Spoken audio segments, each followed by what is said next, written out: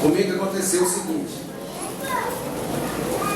estava arrumando para ir para a igreja pregar, uma igreja como essa grande, certo? E lá na minha arrumação eu calcei uma meia e procurei o outro pé da meia.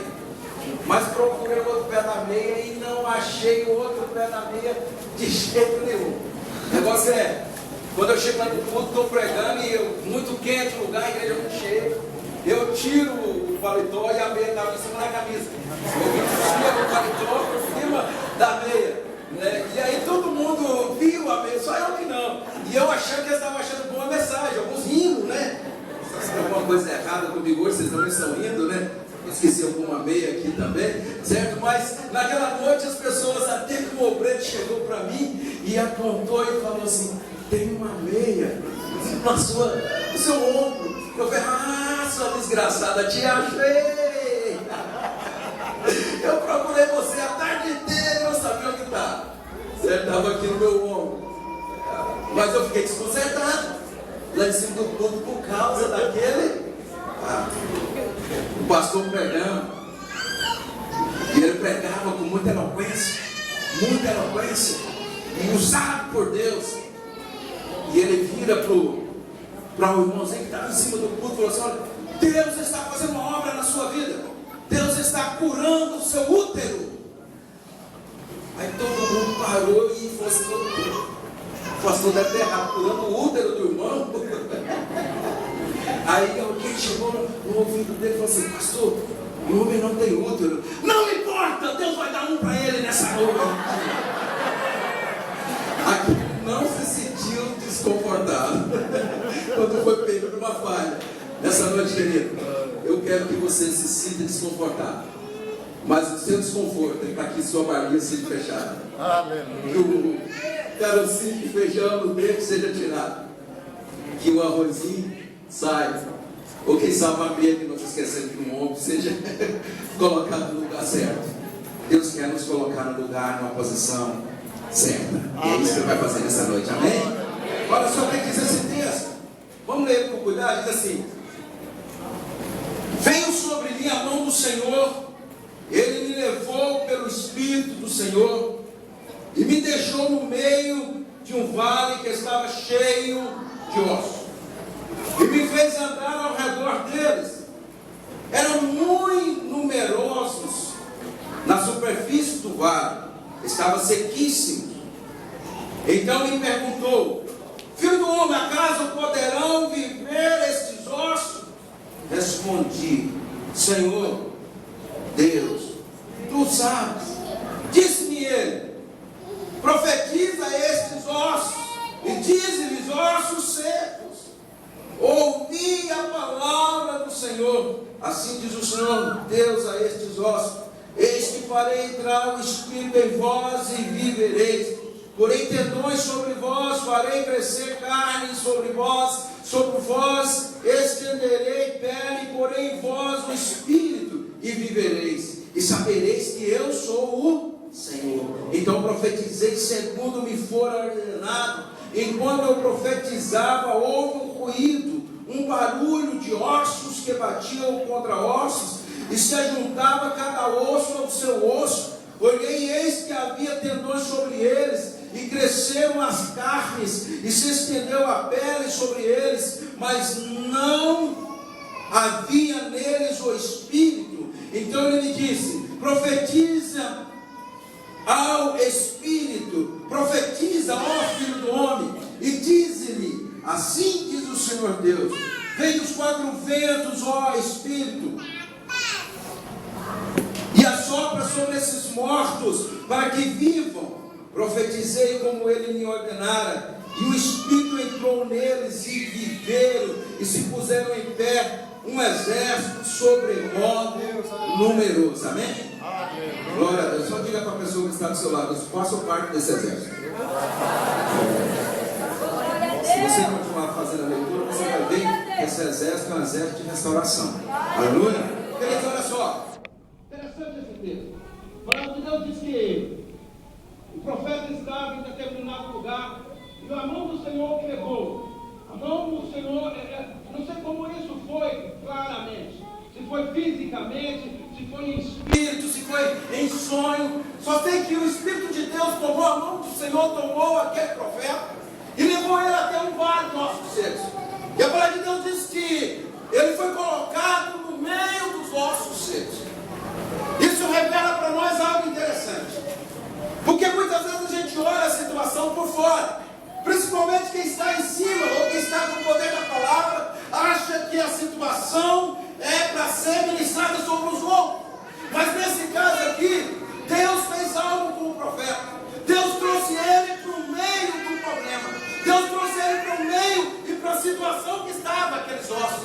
Deus fez com que ele sentisse naquela posição que aqueles ossos estavam passando. O Senhor o colocou no meio dos ossos secos para que ele contemplasse aquilo que estava, a situação que estava naquele momento. Ele então fica no meio daqueles ossos secos e provavelmente ele fica de uma maneira abalada. Ele estava como no cemitério, ele estava no meio de caveiras, ele estava no meio de ossos sequíssimos, ele estava numa posição e o Deus queria revelar algo ao profeta. O que o Senhor queria dizer para o profeta era o seguinte: profeta, o meu povo está desse jeito e você também faz parte desse povo. Você também está desse jeito, profeta. Você precisa também ser restaurado. Você precisa ser também levantado. Você precisa ser também visitado. Você precisa também ser tocado por Deus para mudar a sua vida. É essa a situação que está, profeta. E você está também no jeito desses ossos.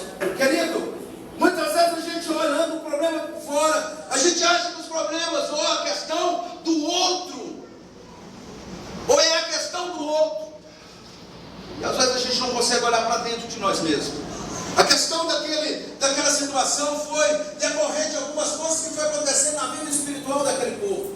Aquele povo foi esquecendo de Deus. Esse profeta foi um profeta que profetizou na época do cativeiro, no cativeiro. E quando ele profetizava no cativeiro, ele estava também cativo com aqueles homens, com aquelas pessoas. E sendo cativo com eles estavam também na mesma situação daquele povo. Deus fez com que o profeta começasse a olhar então para dentro dele. Ele começou então a perceber a situação da sua alma. Ele começou a perceber a situação do seu distanciamento com Deus. Ele percebeu que estava longe daquilo, da realidade que Deus tinha para ele. Ele era um profeta que não profetizava. Ele era um profeta que não vivia a dimensão da glória de Deus, do poder de Deus. Ele era um osso seco como aqueles ossos que estavam ali. Não podia dizer assim: olha, eu sou melhor do que vocês porque eu estou fora desse vale. Eu sou melhor do que vocês porque eu não participo dessas coisas que vocês participam. Eu sou melhor do que vocês porque eu sou mais espiritual do que vocês. Deus queria trazer para o profeta e dizer: profeta, você precisa olhar para dentro. Você precisa reconhecer. Você precisa saber, profeta, que a sua situação é como essa, profeta. Você precisa mudar de vida. Querido, olha para dentro de você nessa noite. Eu não sei que situação você chegou aqui nessa hora. Eu não sei como é que está a sua alma. Se está seca, sequíssima. Eu não sei se você perdeu a esperança da vida. Eu não sei se você está distanciando ou um processo de distanciamento de Deus. Eu não sei se você já está longe de Deus. Eu não sei se você já está desacordado em relação às coisas espirituais. Eu não sei se você já está longe em relação à manifestação e à revelação de Deus. Às vezes nós vamos fazendo isso, querido, num processo longo, num processo distante. A gente às vezes não percebe. Era isso que eu estava querendo dizer para você. O carocinho de feijão no dente. Às vezes a gente não está percebendo que nós estamos nos afastando do Senhor, que nós estamos afastando das coisas de Deus, que nós estamos afastando, e a gente começa nessa palavra que eu estou trazendo para incomodar vocês, fazer lembrar vocês de um tempo que a glória de Deus era manifestada sobre a sua vida, num tempo que você era usado como um vaso de honra, como você era usado como um vaso de cura, como alguém que ministrava, alguém que tocava o coração de Deus, alguém que ministrava sobre a igreja, alguém que ministrava sobre as pessoas. Mas de repente, querido, a sua vida foi morrendo. E quando eu falo morte, não estou falando apenas de morte física, porque o que o Senhor queria revelar para aquele profeta Por isso essa conotação dos dois, vivo e morto, uma expressão viva no meio de guardas de mortos. É para dizer, o que Deus estava querendo dizer para aquele profeta, era que a situação espiritual deles estava igual àqueles outros. Querido, nós estamos entrando no ano agora, e às vezes a gente ainda não percebeu que algumas coisas nos têm distanciado de Deus. O que é que nos faz distanciar do Senhor? O que é que nos faz, o que nos rouba de dentro a nossa espiritualidade? Pastor Neil Barreto prega que o que é que acontece dentro de um homem? O que é que acontece dentro de uma pessoa que teve uma dimensão gloriosa do poder de Deus e de repente vai sendo desconstruído por dentro, e quando ele percebe ou não percebe, porque ele está dentro da igreja e pensa que está tudo bem, ele está vindo ao culto e pensa que está tudo bem, ele está participando do ministério da adoração e pensa que está tudo bem, mas eu preciso lembrar você nessa noite, o Senhor me trouxe aqui para te dizer que às vezes a sua situação está como aqueles ossos mortos. Precisa haver algo nessa noite, precisa haver algo nesse tempo para mudar a tua sorte, igreja, para mudar a tua sorte, rapaz. Olha, você pode estar ouvindo essa palavra e dizendo: olha, essa palavra é para fulano, essa palavra é para ciclano. Não! Essa palavra é para você, é para mim essa noite. Foi por isso que ele pegou o profeta e trouxe e colocou no meio dos ossos secos.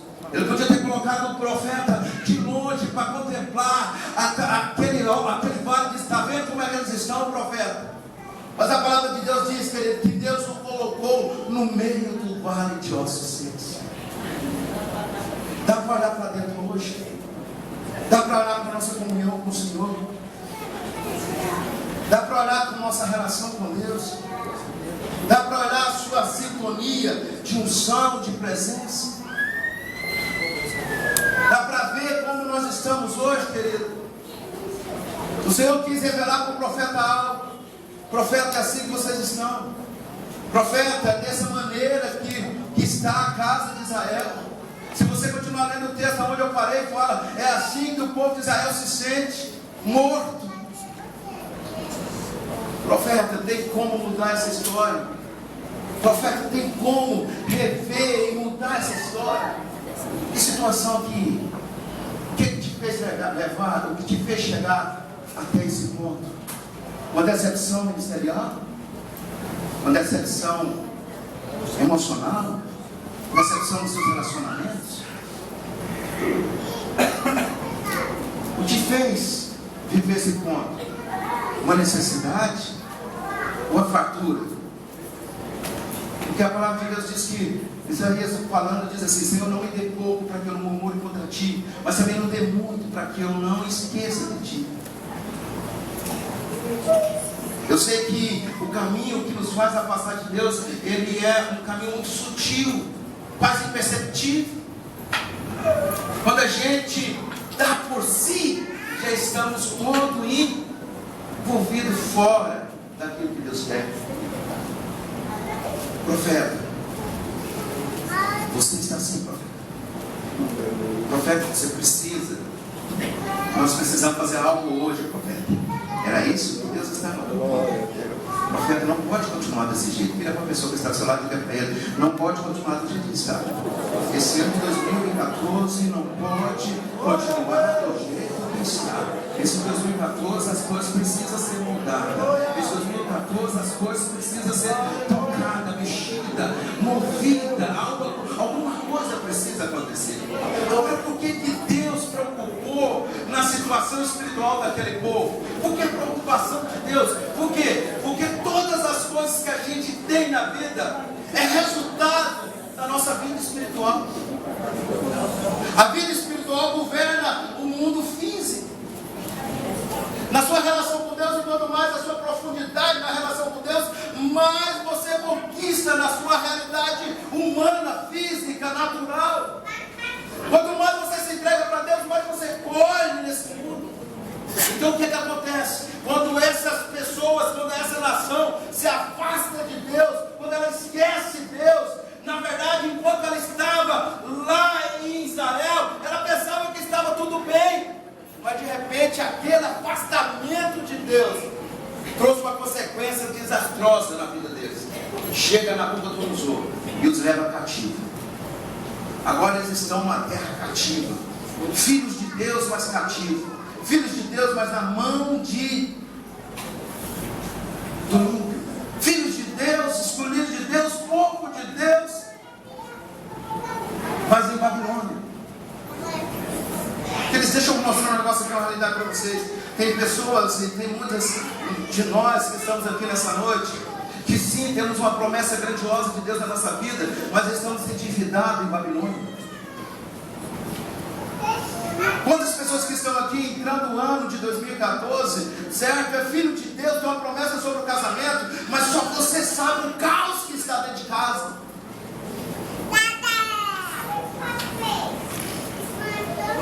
Sabe o que é isso, querido? Por causa de um afastamento dessa vida espiritual. Ei, querido, essa é a realidade. Eu precisava trazer a realidade para nós hoje, começar a entrar num processo então de reconstrução, para que algo maravilhoso aconteça em 2014 na nossa vida. Eu não sou profeta do caos, não estou aqui apenas para apontar você, até porque eu não quero apontar sua barriga aberta. Eu quero que você nessa noite perceba por si mesmo o quão importante é uma reviravolta na sua história. Então Deus começou, Caleb, antes de trabalhar com o povo, antes de trabalhar com os ossos, antes de trabalhar com a nação, ele começou a trabalhar com o profeta. Profeta, pode esses ossos reviver, profeta. Profeta, essa situação pode mudar, profeta. Mas ele estava o quê? Ele estava meio encabulado por causa da veia que estava no ombro. Ele, como profeta, ele tinha uma voz de autoridade. Claro que pode, Senhor. O Senhor pode todas as coisas, mas o que ele responde? Com cabeça baixa, não sei. Tu sabes. Você lembra de uma mesma história como essa com Pedro? Pedro, tu me amas? Pedro, tu me amas, Senhor? Eu gosto do Senhor, eu gosto de estar perto do Senhor, porque ele foi pego numa falha. Profeta, pode esses ossos reviver, profeta? Vamos lá, profeta. Deus estava semeando uma semente de restauração na vida daquele profeta. Querido, deixa eu te falar um negócio. Antes da gente entrar na restauração dos ossos, vamos falar um pouquinho sobre a restauração desse profeta. Porque nessa noite o Senhor ministra no meu coração, está ministrando fortemente no meu coração esse tempo, que é tempo de restauração ministerial para muita gente nesse momento. Muitas pessoas, profetas, que estão calados, profetas que não têm mais autoridades, profetas que não têm mais poder para falar. O Senhor está dizendo nessa noite, é um tempo de avivamento ministerial. Deus está colocando uma unção nova por sua vida, algo novo sobre muitos aqui. Chamada pastoral.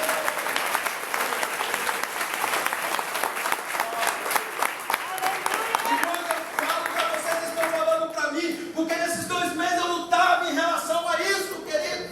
Será mesmo é o chamado? Será mesmo que eu tenho essa chamada? Será mesmo que Deus me escolheu? Será mesmo porque eu não via resultados? Parecia não ver resultados, mas não via resultado aos meus olhos natural. Mas o Senhor nunca deixa de trabalhar. O Senhor está sempre trabalhando. Isaías 64:4 diz: olha, de ouvidos nunca se ouviu, nem de olhos nunca se viu um Deus semelhante a ti, que trabalha a favor daqueles que nele esperam. Mas o Senhor precisava e precisa restaurar ministérios nessa noite.